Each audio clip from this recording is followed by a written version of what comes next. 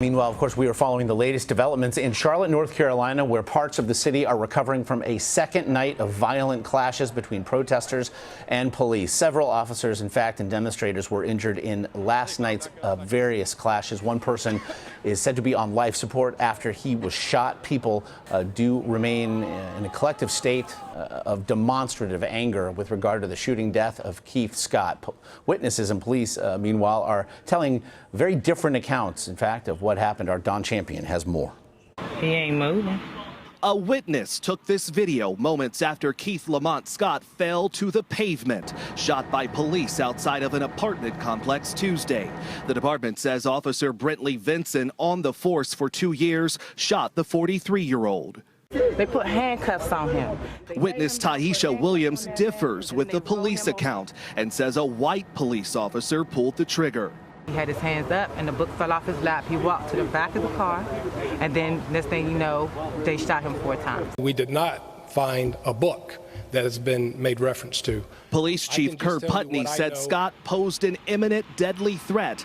CBS affiliate WBTV obtained a picture they say may show a gun near the victim's feet. He exited the vehicle armed with a handgun. I don't know that he definitively pointed the weapon specifically towards an officer. This is a difficult situation for everyone involved. Mayor Jennifer Roberts said she had not seen police footage from the shooting. We have a long history of transparency and accountability. Community activists say they expect more from the city's leaders, and they expect peace from protesters. It's imperative that they talk to us. We pay them. Don't we pay the police? Yes, sir. So I think they need to sit down with us at a table of peace. And Don Champion is there now in the streets of Charlotte. And Don, again, with regard to the stories that we've heard from police and the witnesses we just saw there in your piece, very different accounts of what may have happened with regard to the shooting of Keith Scott. The dash cam and body cam footage then appears to be even more so an imperative here. So what do we know with regard to who will see it and when they will see it?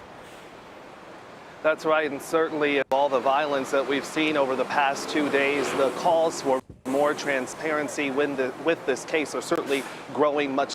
This morning, we did learn that the Scott family did request to see police video of the shooting. At last check, we were told that arrangements were being made to make sure that happened, possibly as early as today. Also last night, Josh, the city did confirm that the mayor was going to be looking at the dash camera video of the shooting. She has not seen it just yet, but in a statement this morning from a source, we did learn that she wants to wait until the family views the video.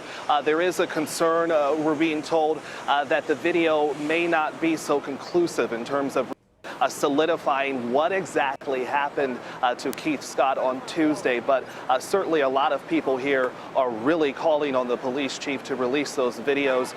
We should mention that the officer who opened fire on Scott, we are told he was not wearing a body camera, but at least 3 other officers at that scene were. And of course, again, there was a dash camera video as well. And again, we will see when, again, it is released, if it is, in fact, at all. I want to talk to you about the protests as well. Last night, 7 p.m., there at Marshall Park, things were peaceful. How did it get from what began as a peaceful protest, how did it become really utter chaos?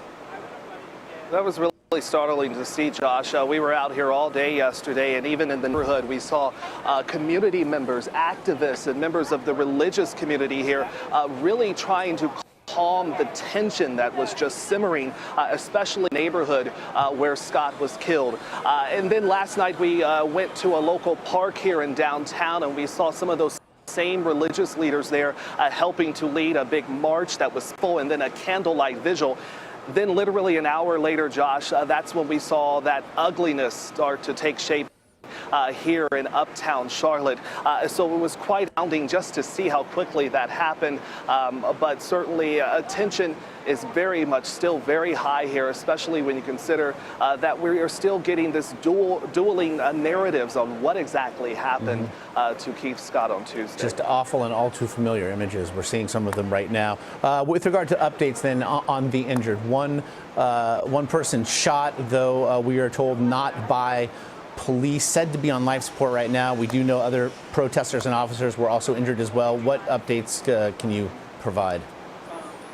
Yeah, we do know that 2 other civilians were taken to the hospital with injuries. We are still not sure what exactly those injuries were like. Also this morning, Josh, the police department did confirm that 4 officers were treated for very minor injuries, but still very much a very ugly night here in uptown Charlotte last night. Again, Don Champion in Charlotte. We do appreciate it, and of course, stay safe.